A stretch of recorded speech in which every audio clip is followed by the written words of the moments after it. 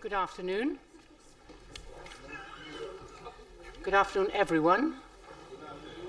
Thank you. The National Assembly for Wales is now in session, and the first item this afternoon is questions to the First Minister. I have received notification under Standing Order 12.58 that the Minister for Local Government and Government Business will answer questions today on behalf of the First Minister. And the first question is from Byron Davis. Minister, good afternoon. Could you outline your policies for growing the Welsh economy, please? Thank you. Our policies are outlined in the programme for government and incorporate our priorities, which are supporting business, sustainable jobs and strengthening our infrastructure. The labour market statistics show the Welsh economy is maintaining its positive momentum and making a strong contribution to the performance of the UK economy. Thank you very much indeed for that answer, Minister. I've made a point since being elected of visiting sites of important heritage and tourist value across Wales to see what more can be done to market and support them in turn grow our Welsh economy. A particular note is our heritage railways here in Wales, and the confidence, energy and drive within the companies and trusts who run our heritage railways is unparalleled from my experience.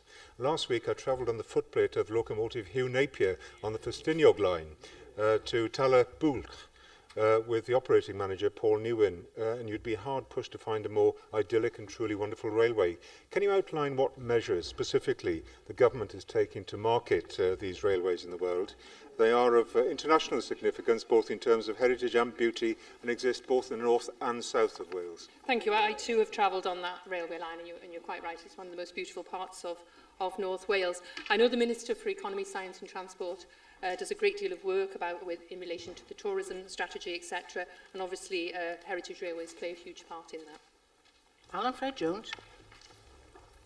Diolch yn fawr. Mae cynlluniau cyfalaf yn eithriadol o bwysig wrth gwrs i lwyddiant yr economi ac fe fyddwn ni clywed mwy yn ymlaen pnawn yma am hynny. Ydy'r Llywodraeth yma yng Nghymru yn credu y dyle Cymru gael arian cynlynol o fformula Barnett yn dilyn y gwario sylweddol fydd ar greu HS2? Well, obviously, those are ongoing discussions with the UK government. I'm aware of the work that the UK government is doing in relation to HS2 in my role as chair of the North Wales Ministerial Task and Finish Group on Transport.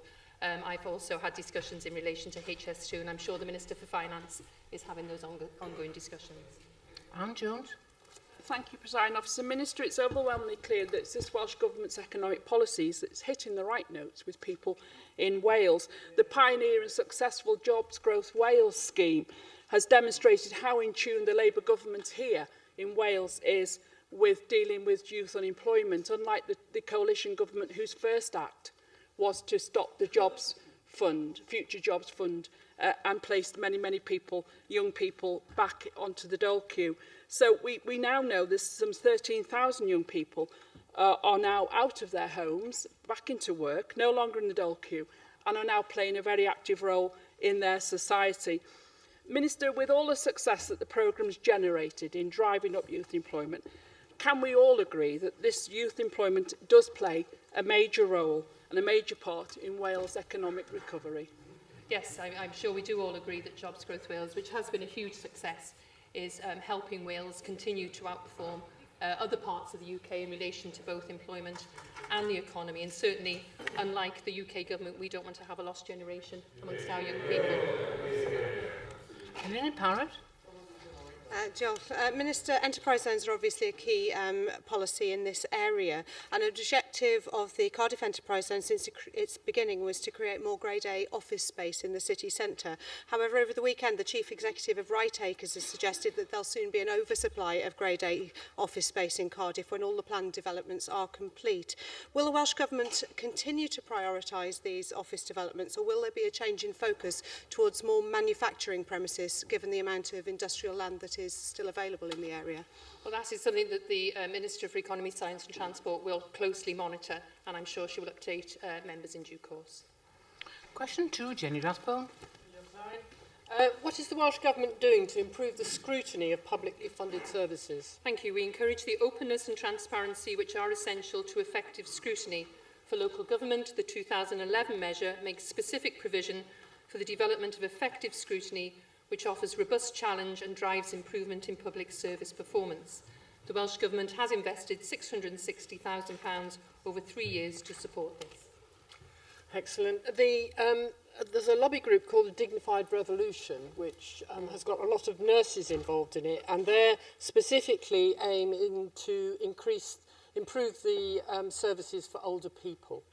Now, they've been going round boards, health boards, to look at the way they work, and their latest report was related to trusted to care, and they wrote, boards do not appear to be fit for purpose with regard to scrutiny and governance. Some board members appear to put local and personal perspectives before corporate responsibility.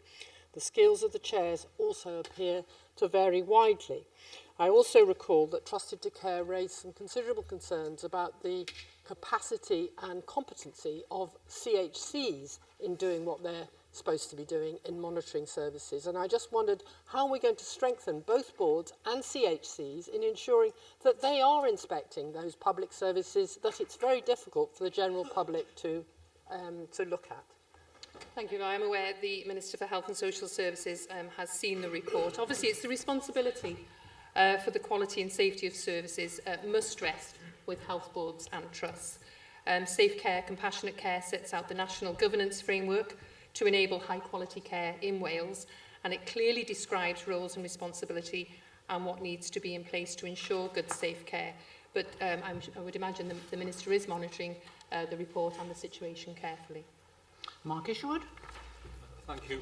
Each time local authority departments have been placed in special measures, Welsh Ministers and the Wales Audit Office have highlighted weaknesses in scrutiny by members of those officers, but in parallel the outgoing Ombudsman highlighted concern of instances where officers had referred elected members to him for overly zealous scrutiny.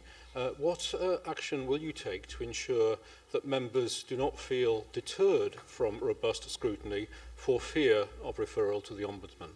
I think that is an issue that has been raised with me with some councillors, but obviously scrutiny is an area where the Commission on Public Service Governance and Delivery sort of recognises that scrutiny is so critically important to improving delivery of public services in Wales. So it is an area where I do have ongoing discussions with the Auditor General, but it's really important that we improve our scrutiny.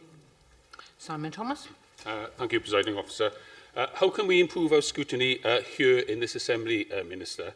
To give an example, twice the Minister for Education has told me that the pupil deprivation grant is additional money on top of the already promised 1% increase in schools funding.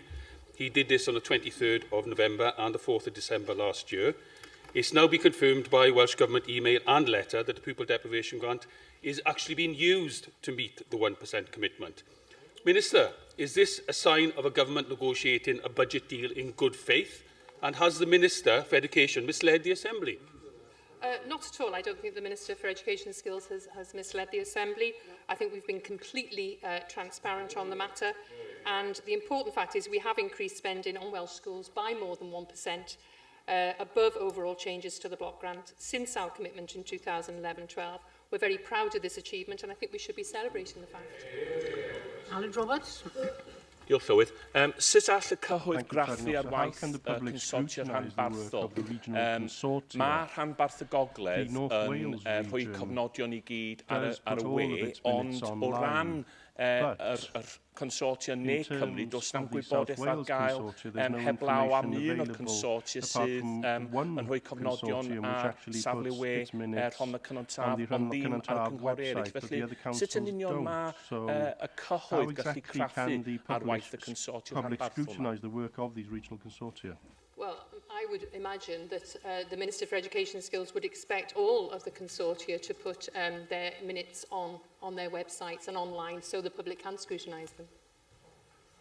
We now move to questions from the party leaders, and first this afternoon, questions from the leader of Welsh Liberal Democrats, Kirsty Williams. Thank you, Presiding Officer. Minister, I'm sure that we were all shocked over the weekend to see videos of young men from Cardiff in what appeared to be a jihadist recruiting video in Syria. We have a proud record as a nation as being a tolerant and open society that has long embraced other cultures and faiths. What steps are the Welsh Government taking to tackle extremism and radicalisation in Wales? Yes, thank you. I'm sure we were all shocked, and certainly as parents, I think we probably really felt for the father of the children who was speaking. Obviously, policing and issues of national security and counter-terrorism remain the responsibility of the UK Government, but the Welsh Government prioritise the safety of our citizens.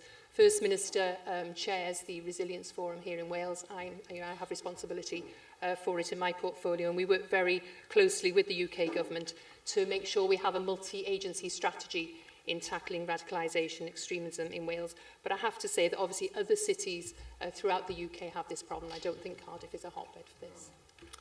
Thank you, Minister. Cabinet minutes from 2013 and 2014 show that both you and the Wales Extremism and Counter-Terrorism Unit recognise that Wales is not immune from the threats posed by extremism and radicalisation. And in addition, the Wales Contest Board recognised 2 years ago that there were particular issues relating to increases in incidences of radicalisation here in Cardiff.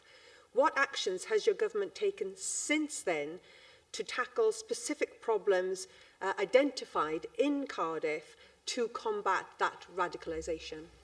Well, we do continue to develop the framework through the delivery of Prevent, the funding that we had. We work with schools, we work with further education, we work with higher education. We have a programme, Getting On Together, which is out in our high schools. And I know certain universities, I know Glyndŵr University, for instance, have got an identified person to help with this. I think it's also important that we work with our communities out there and with our community leaders. Minister, would you agree that any strategy to combat these problems will rely indeed on partnerships with both non-devolved and devolved organisations across education, health and local government and communities departments? And would you commit today to developing a specific Welsh anti-extremism strategy to ensure that Wales remains what we are, the tolerant and open society that we are all so proud of? You're absolutely right. It is a matter for devolved and non-devolved services. I think effective partnership working is absolutely crucial in tackling these issues. I think it's imperative we listen to our communities. We need to build stronger resilience when incidents and tensions mount. I think the approach helps combat radicalisation, particularly with Muslim communities, and really important that we're out there working with the leaders of these communities, which is something we do, and it's important that we quell any adverse community reaction to the current situation. We now move to Leader of the Opposition, Andrew Archie-Davies. Thank you, Presiding Officer. Leader of the House, when the First Minister responded to questions on the Williams Commission report in January, he said, "I want to be in a position by Easter when in terms of my own party we have a firm position." In February, he then went on to say, "There will be a government position announced in March." In May, he said, "We will form a view as a government by the end of next month." Your party now has announced that it's going on a 3-month consultation. No one seems to know what the government's position is. As temporary First Minister today and also Minister for Local Government, can you tell us what the government position is about local government reorganisation?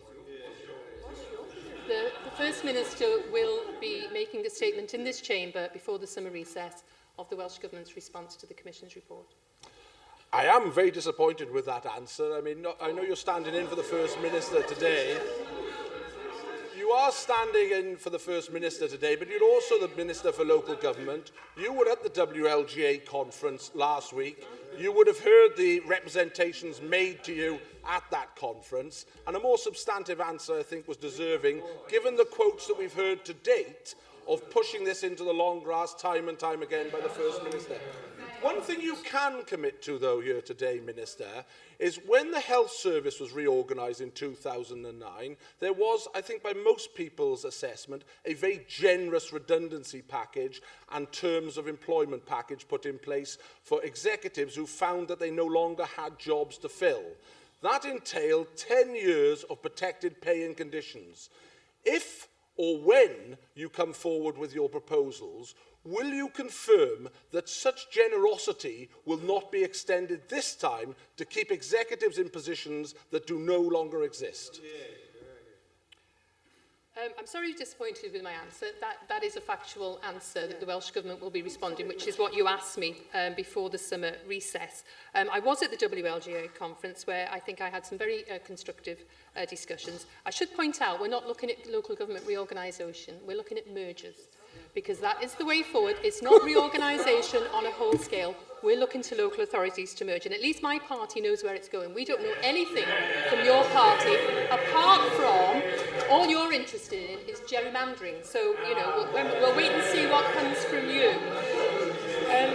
We will be setting up, what's really important in this are the staff in our public services in Wales, and what I have announced is that we will be setting up a staff commission to look at how we go forward. But I would have thought, in light of the deep funding cuts we've had from your government, that is very unlikely to happen. I appreciate you are temporary First Minister today, and you're standing in for the First Minister, but I specifically went on a portfolio responsibility area for you so that we could get some substantive answers. I noticed you completely sidestepped the issue on redundancies and job security within local government. Should it be a reorganisation? Should it be amalgamation of authorities? I ask you again, will you commit to making sure such ludicrous terms are not in place when these reorganisations are put in place, that were put before the local health boards, that maintained employment rights for 10 years for senior executives that no longer had executive positions within those health boards? Will you confirm that those terms and conditions will not be in place? Presiding Officer, I did answer the opposition leader's question. He obviously didn't hear me. I said that is extremely unlikely to happen in light of the very difficult financial situation we're in because of the cuts to our budget from your government.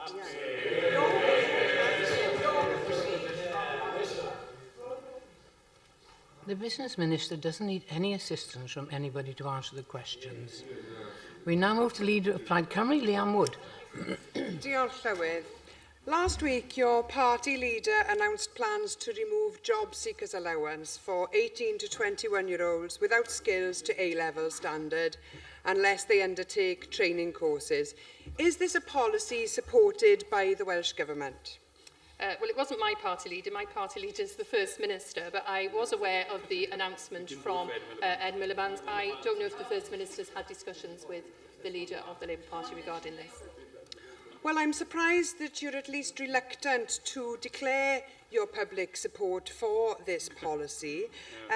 But, Minister, there could be very real implications for the Welsh Government. I wonder if you can tell us what assessment has been made by the Welsh Government of any potential impact of proposals like this. For example, would it affect the number of college or apprenticeship places needed? And what strain is it likely to put on local government resources? I haven't undertaken that piece of work as of now, but I would think it would be something we could do looking at, currently the Minister for Communities and Tackling Poverty is undergoing a piece of work looking at welfare reform cuts and how we can mitigate it. And obviously as a Welsh Government we're bringing through many interventions to mitigate these welfare reforms. Well, Minister, I'm surprised to hear that despite the prospect of a serious financial loss to young people and to the wider Welsh economy, that the Welsh Government has not undertaken an impact assessment on this. As there have been no preparations by the Welsh Government to date, perhaps you can answer this question. Why is it fair to Labour to single out 18 to 21-year-olds with threats of losing their income, but not any other age group lacking in certain skills? Well, as a government, I would rather talk about what we're doing as a government, and you'll be aware of the many interventions we're doing as a government. If job seekers allowance is not a matter for this Welsh Government, what we're doing is... Carry on, Minister. Thank you, Presiding Officer. What we're doing is bringing forward interventions to mitigate welfare reform cuts. I could read you a very long list, and I will. Council tax reduction scheme, revenue support grant, Jobs Growth Wales, traineeships, apprenticeships, credit unions, communities first, families first. We're doing a huge amount as a government here in Wales to assist those people who are really suffering because of the UK government's welfare reform cuts. We now move back to questions on the paper, and question 3 is William Powell. Will the Minister please make a statement on the management of the NHS estate in Mid and West Wales? Thank you. I can confirm that Hywel Dda University Health Board and Powys Teaching Health Board are responsible for the management of the National Health Service estate in the Mid and West Wales counties of Powys, Ceredigion, Carmarthenshire and Pembrokeshire. Thank you, Leader of the House, for that response. Powys Teaching Local Health Board is currently making use of a £21,000 grant that's been awarded to them by the Ministry of Defence Community Covenant to fund the development of a pathway and therapy garden on the Brontleys Hospital site. This will be open to all patients, but will focus particularly on the benefits that will accrue to the health of veterans through a range of therapies available there. Given this positive example of harnessing the NHS asset to the benefit both of public health and biodiversity locally, will you outline, please, any plans that the Welsh Government has to encourage this practice across Wales? It's certainly very welcome news, and particularly in Armed Forces Week, to hear of this development. Obviously, last week, the Minister for Health and Social Services announced additional funding for for therapies. So I'm sure the Minister can have a look at probably best practice from the hospital you name as we go forward. Rebecca Evans. Thank you. Reconfiguration of services in Mid and West Wales will require investment on the Glangwili site. What discussions is the Welsh Government having with the health boards to ensure that any necessary work is undertaken in good time and ahead of any service change? Yeah, that's a really important point that you raised, and I know officials receive regular updates from the health board and are very encouraged that the progress being made with the development of new service models. I understand planning is in hand, including to address all of the provisos in relation to the safety net arrangements for neonatal services, with the new midwife-led unit formally opening in August, for instance. Welsh Government officials are also in discussions with Hywel Dda University Health Board to review its proposed programme of investment for the estate, including Glangwili General Hospital, because I think it's really important that capital developments and investments are linked to identified service change. Paul Davis.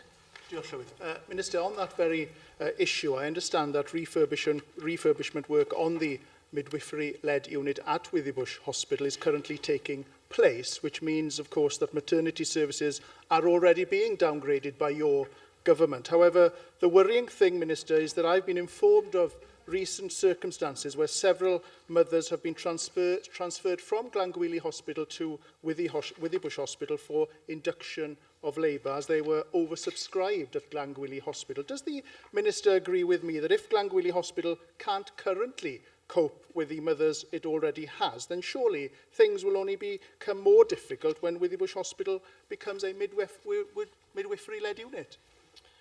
Well, I'm sure there'll be no downgrading of services. I said that the new midwife-led unit will formally open in August. I also said that the Minister for Health and Social Services officials receives regular updates from the Health Board, is very encouraged by the progress being made and the planning that's going on. Question 4, Sandy Muiz.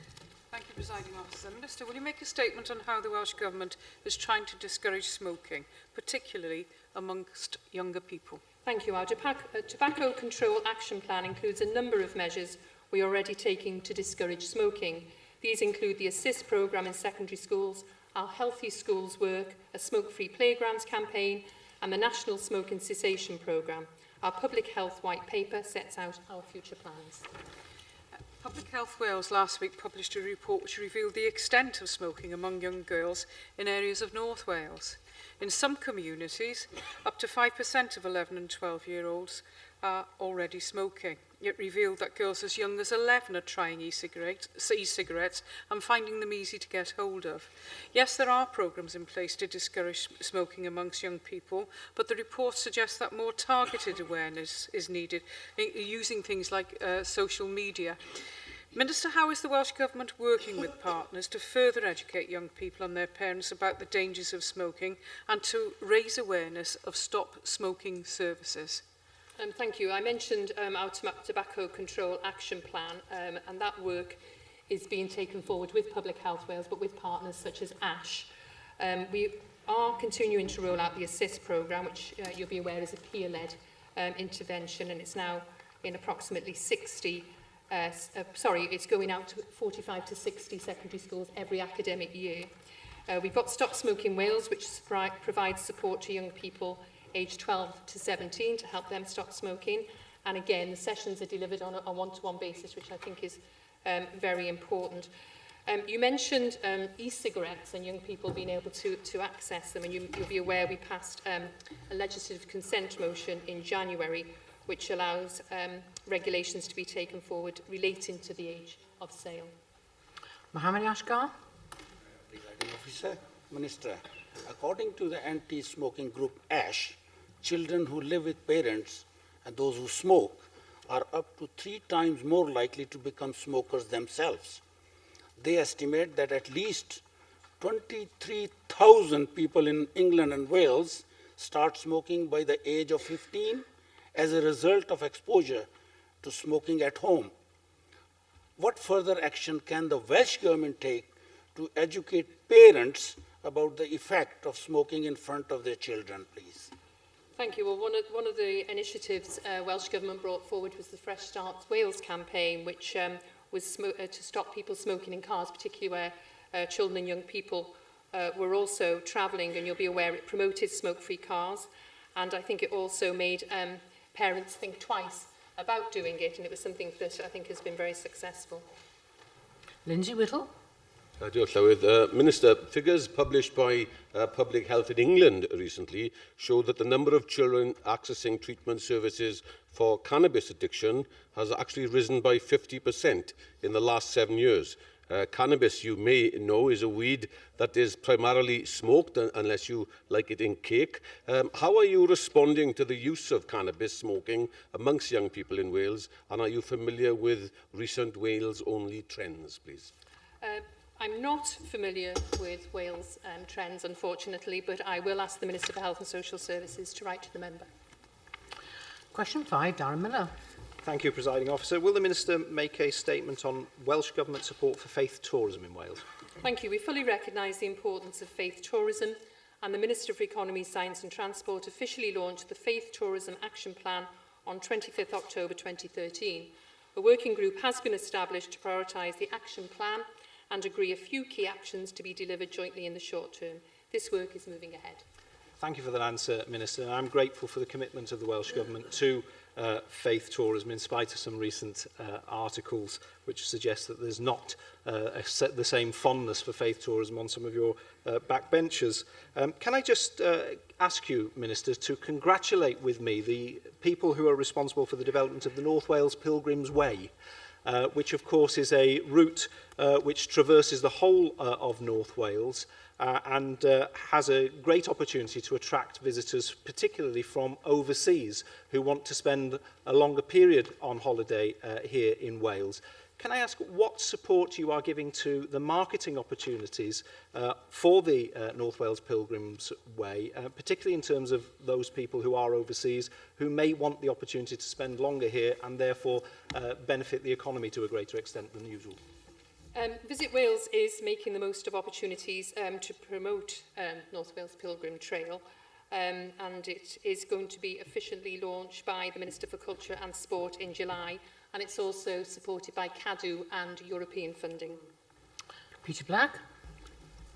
Thank you, Presiding Officer. Minister, can I welcome the work which the Economy Minister has put into developing the Cistercian way, particularly down in South Wales. And can I ask whether the government intends to follow up this very important work with more investment in marketing that particular walking route and to try to promote the religious and historical heritage of Wales around the Cistercians in Wales? Yes, I understand the Minister for Economy, Science and Transport is looking at that, and as you're aware, the working group has been established to prioritise the action plan, and I'm sure that group will also look into the trail that you mentioned. Question 6, Anne Jones. Thank you. Will the Minister make a statement on how the Welsh Government is promoting internet safety for children? Thank you. Welsh Government has awarded a contract to South West Grid for Learning to deliver e-safety awareness raising activities and provide e-safety tools and resources for teachers, pupils and parents. Safer Internet Day, held on 11th February 2014, was supported by the Welsh Government with organised events in schools and colleges. Thank you for that answer, Minister. Well, a fortnight ago I had the privilege of going to Yscotell Llawn primary school in Rhyl, who have got an e-cadets scheme, and they offered me the patronship of the e-cadets there. Now, why they should offer a Luddite patronship on e-cadets, I don't know. But anyway, I've accepted that. And to do that, I took some challenges along with them about how they do. And what it is a mentoring scheme, which allows people, youngsters, pupils, to be trained in internet safety. So they discuss the issues around cyberbullying, they discuss the issues of how to be safe on the internet so that they don't say, oh, we're off on our holiday to Florida with mum and dad, which leaves the house empty, so people can know all those things. And these were the things that they were telling me that they'd learned from this scheme.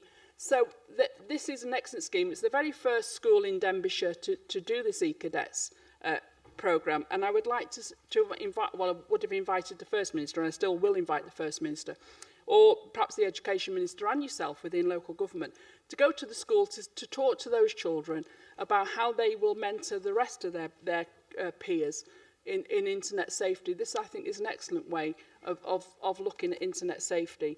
And I want to congratulate Yscotell Llawn, who are in for a national award as well. So I hope that they will get that award, which proves that we can do things right in Rhyl. Thank you. Certainly, yes. I would like to also congratulate Yscotell Llawn, and I think I'd like to invite Deputy Minister for Skills and Technology, Ken Skates, to visit, because certainly the Deputy Minister is doing a great deal of work to enhance internet safety. But we do take it very seriously. It is a very important point that you raise, and we have, I think, as a government, developed a very dynamic e-safety zone for the Hub Learning platform, which does provide up-to-date information to children, parents and teachers on developing safe and responsible online behaviours. Susie Davis. Mae cyswllt cyfoedion megis I cadets neu'r cynllun mentora yn ysgol gyfyn Pontarddulais, gobeithio bod Ken Skates eisiau dod I Pontarddulais hefyd, yn effeithiol iawn wrth fynd i'r afael a cyberbwlio. Yn ogystal y cyfoedion, fodd bynnag, efallai bydd angen dioddefwyr cyberbwlio siarad ag oedolion cyfrifol. Sut mae Llywodraeth Cymru yn sôn wrth rhieni a gofalwyr heb gyfrifiaduron am cyberbwlio, fel y gallent fod yn ymwybodol o risgiau a lle I ganfod gwasanaethau. Well, I know certainly in my own constituency I've seen hard copies of information in libraries, for instance, but I think it's really important that it is an issue that is talked about, because we know that unfortunately many people do suffer from cyberbullying, so it's a matter that we do take very seriously. Joyce Watson. Diolch, Howard. The Minister, the Stop It Now campaign helps keep children safe online, and I recently attended one of their classes in Saron, where parents, grandparents and carers learnt practical tips about internet safety. Rather than fretting and feeling helpless, it gave them the tools that they need to protect their children when they're using the internet on social media. Minister, what I ask of the government is for continued support for such schemes that teach those people the skills that they need to protect the children that they're looking after. Yes, well, I think you can certainly have that commitment from me on behalf of the government. Both the Minister for Education and Skills and the Deputy Minister for Skills and Technology, as I say, are doing a great deal to enhance internet safety. And I think another important area they focused on is that they've increased the amount of resources available through the medium of the Welsh language. Question 7, Lynn Eagle. What steps will the First Minister take to ensure Welsh Government policy on buffer zones around open cast sites is adhered to? Thank you. Steps are already taken to ensure policy on buffer zones are adhered to. Welsh Government is fully engaged in the preparation of local development plans. Each stage of the plan process is scrutinised to ensure relevant national planning policy is reflected. This includes the buffer zone policy in MTAN2 Cole. Thank you, Minister. It's emerged that Glamorgan Power are formally liaising with Torfaen Council to submit a fresh application to Opencast at Farteg. And while I know you can't comment on specifics, it is clear that their plans will remain in breach of MTAN2. Moving forward, planning inspectors' interpretation of that guidance will be crucial, and the First Minister has said in the past that it must be adhered to. So in the light of a recent letter to Petitions Committee that said that inspectors could not answer questions about future or past decisions involving the MTAN, how can we ensure this key aim of our planning system respects that guidance on buffer zones, which has been backed unanimously by members of this Assembly? Thank you. As you say, I can't comment on specifics, and I know that you've campaigned a great deal on this, and the Minister for Housing and Regeneration takes your concerns very seriously, and I'm confident he's just as keen to observe how government policy is being implemented. I think that there are several points in your question, and I would ask you to write to the Minister for Housing and Regeneration regarding the concerns. William Graham. Thank you, Presiding Officer. The First Minister kindly replied to me on the same subject, and I quote, "There is no question that the 500-metre buffer zone is contained in planning guidance and must be given appropriate weight with any planning application regarding open-cast mining and mineral extraction. Despite this, applications for developments challenging this guidance are being proposed. Does the Minister not think that stronger direction is needed in this respect?" No, I think the nature of the planning system is that discretion is given to decision makers in order the best and most appropriate solution can be obtained in the right location. I think that's the strength of the system. But the MTAN2 does provide a framework for this to happen. And officials obviously scrutinise the preparation of local development plans for each local authority at each stage to ensure that the relevant national planning policy is reflected. Claire Griffiths. Diolch Llywydd. There is a tendency, of course, when proposals very often for opencast come forward for individuals and communities to oppose, quite rightly, very often. But in doing so, they rarely bring forward a positive alternative. So would you join me in welcoming the exciting proposals put forward by local residents for the establishment of the Farteg Hill History Trail and Nature Reserve at the former site of the Farteg Hill pit as an alternative to opencast development? It's a proposal that would provide a unique experience for tourists. It would safeguard the history and special heritage features of the site. It would protect the local environment and provide an excellent local amenity. Well, it certainly sounds as if it's some good work being done there, and it's very good to see members of the public engaging in such a way. Question 8, Julie Morgan. Thank you, Presiding Officer. What steps is the Welsh Government taking to improve women's health in Wales? Thank you. The Welsh Government remains committed to providing high-quality, safe and sustainable health services for the people of Wales. Together for Health sets out our vision for meeting the specific needs of population groups. For women, these include services such as breast and cervical screening and HPV vaccination. I thank the Minister for that response. I'm sure the Minister is aware that it was Cervical Cancer Screening Awareness Week this month, and although the percentage of women in Wales from all ages who are eligible is 80% who take up this test, for younger women and for women from black and minority ethnic groups it is much lower. I mean, what could the Welsh Government do to try to increase take-up from those groups in this, what is really a life-saving test? Yes, absolutely. Uptake of cervical screen, as you say, it's remained quite constant, around 80%, but we are aware that there is some variation in uptake rates and within certain groups, such as black and ethnic minorities. I remember when I was Minister for Health and Social Services going to a specific health fair held in Cardiff for black and minority ethnic communities where women were encouraged to come in and access these services, which they didn't normally do. So I think, events such as that, which Welsh Government both funds and support, are very useful in that respect. Jonathan Saunders. Presiding Officer. Minister, recent cancer statistics released in April show that 2/3 of all new cancer cases in 2012 were in those aged 65 and over, and the chance of developing breast cancer, the most common cancer for women, of course, increases with age. Breast cancer care found that older women were unaware of their increased breast cancer risk. Now, in Wales, the age for screening is from 50 to 70, but in England, the age range for screening accessibility is now gradually increasing from the ages 47, and it's already up at 73.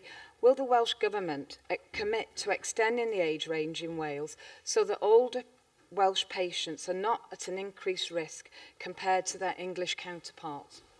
Well, the age range for services such as screening, for when patients are called for mammograms, etc., is something that is monitored. Evidence is taken from the UK National Screening Committee, and the Minister for Health and Social Services will take advice from them as he looks at the age range of that service. Bethan Jenkins. Weinidogion, falle bod chi wedi gweld y bore yma fy mod i ar ran Plaid Cymru wedi lansio dogfen newydd ysbrydoli Cymru yn nghyd-destun. Mae'r hyn dyn ni'n gallu gwneud i hybu mwy o bobl i gymryd rhan mewn chwaraeon mewn pa bynnag ffordd yma yng Nghymru. Nathon ni wneud yr adroddiad yn benodol oherwydd nathon ni ffeindio mas bod na lot o ferched a menywod ifanc oedd ddim yn cymryd rhan mewn chwaraeon rhagor. Allai ofyn yn benodol beth ydych chi'n wneud yn y sector yma. Dwi'n ymwybodol o'r gwaith mae Tani Grey Thompson a Laura McAllister wedi wneud, ond beth yn gwmws dyn ni'n gallu gwneud yma yng Nghymru sicrhau bod mwy o bobl ifanc, yn enwedig merched ifanc, yn ymwneud â'r byd corfforol. Yes, I know I was aware of your launch this morning, and I know you're having a debate in the Chamber tomorrow, which we will obviously enjoy participating in. I know the Minister for Culture and Sport is aware of concerns, particularly of, as you say, girls and young women who get out of PE when they can. As a mother of 2 daughters, I remember it very well. And I think it's something that the Minister is very keen on promoting. You mentioned the work undertaken with Tani Grey Thompson and also Laura McAllister. And I think it's important that as we have big events such as the Commonwealth Games that are coming up in a month's time, we build on that to encourage girls and young women to enjoy sport far more than they do at the current time. Question 9, Clear Griffith. Diolch Llywydd.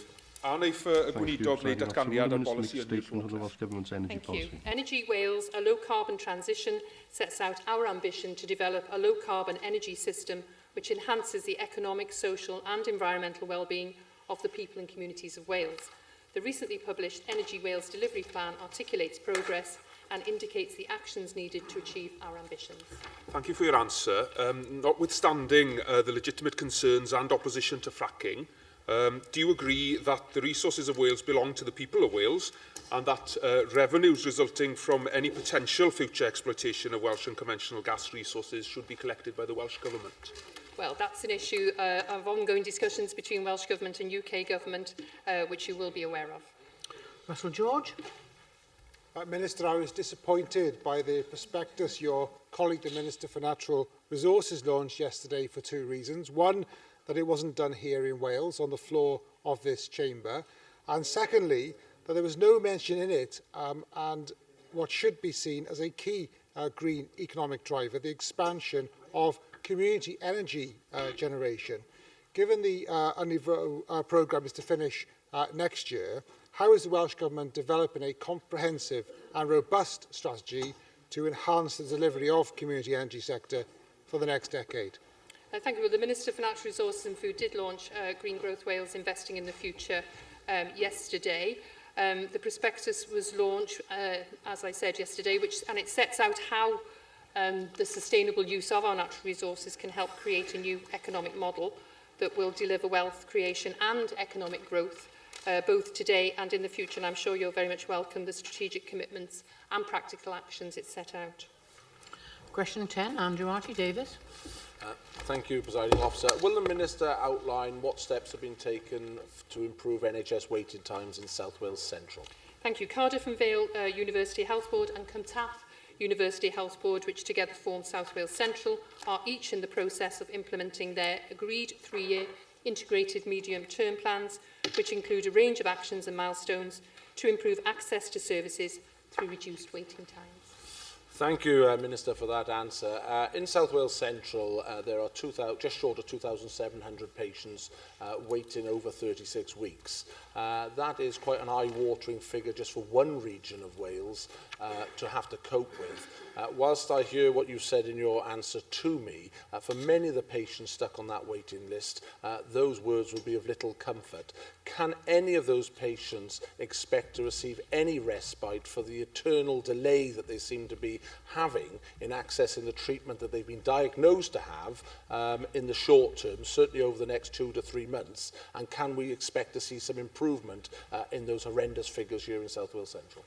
I mean, yes, there is ongoing improvement. The majority of patients in Wales continue to wait less than 26 weeks, and half of patients are actually waiting less than 10 weeks. It is disappointing to note the number of patients who are waiting over 36 weeks, but NHS Wales continues to work really hard to ensure patients receive treatment in a timely manner and in order of clinical priority, both for planned and urgent care. And we must remember that over the past 15 years since the existence of this place, there has been a huge demand for NHS services, which has steadily risen, and the NHS in Wales is performing better now than it was then. Leanne Wood. Minister, recently cancer charities highlighted the number of people waiting longer than 6 weeks in England for cancer diagnostic tests has doubled from 1% to 2% in the past year. Now, Labour's opposition health spokesperson in the UK government has described this as more evidence that the English NHS is going downhill. How do you think, then, he would describe the performance in Wales over the last 2 years, where those waiting for more than 8 weeks for a test like a cystoscopy has gone from a staggering 35% to an even more staggering 45%? Well, looking at the latest figures, there's been an increase in performance in relation to cancer performance. And this morning, the first email I looked at this morning was to myself as constituency assembly member, was for somebody telling me how impressed they were with our cancer delivery plan and what excellent treatment their father had. So, you know, whilst there are issues around certain diagnostic tests, and, you know, the Minister for Health and Social Services put extra funding in, we mustn't keep knocking the NHS in Wales. Question 11, Joyce Watson. Diolch, Llawyd. Will the Minister provide an update on Superfast Cymru? Thank you. The Superfast Cymru rollout is progressing well. Over 156,000 premises have now been given access to fast fibre broadband, thanks to Superfast Cymru programme. The rollout began in 2/3 of unitary authorities during 2013-14 and will begin in all during 2014-15, and it will be completed by spring 2016. I thank you, Minister, and I am delighted to learn this month that the project does remain on track. Already households and businesses in my region are benefiting from access to faster broadband speeds. At this point of the rollout, is there a working timetable for the remainder of the project that communities can take a look at? Yes, well, I mentioned the dates in my opening answer to you. I know in North Wales actually is way ahead of the game, and it's 1/3 of all properties that have been connected through Superfast Cymru are located in North Wales. We remain well ahead of the rest of the UK in rolling out Superfast broadband to areas that aren't served on a commercial basis. You'll be aware also that we've invested over £18 million in improving broadband in South and West Wales and £14 million in North and Mid Wales over the last 3 years. Russell George. The project is, of course, a funded project with the largest funding tranche coming from EU funding. That funding needs to be spent, as I understand it, at certain milestones during the project. So, given the work that is still to be done, is the Minister confident that the project is moving at the appropriate pace, that EU funding deadlines will be met by the end of March, and that there isn't any danger of some of the EU funding returning to Brussels? Yes, I am. Casey Williams. Minister, large parts of my constituency are still yet to receive a date as to when cabinets in their areas will be upgraded, including places like Bochrwyd, Llyswen and the Glaisbury area. There's a great deal of frustration not knowing when they can expect these improvements to happen. When can my constituents in the remaining parts of Brecon and Radnor that do not have a upgrade date be safe in the knowledge of when that upgrade will happen? Well, I mentioned in my opening answer that everything will be completed by spring 2016, but I will ask the Deputy Minister for Skills and Technology to write to you about your specific constituency. Thank you, Minister. I have accepted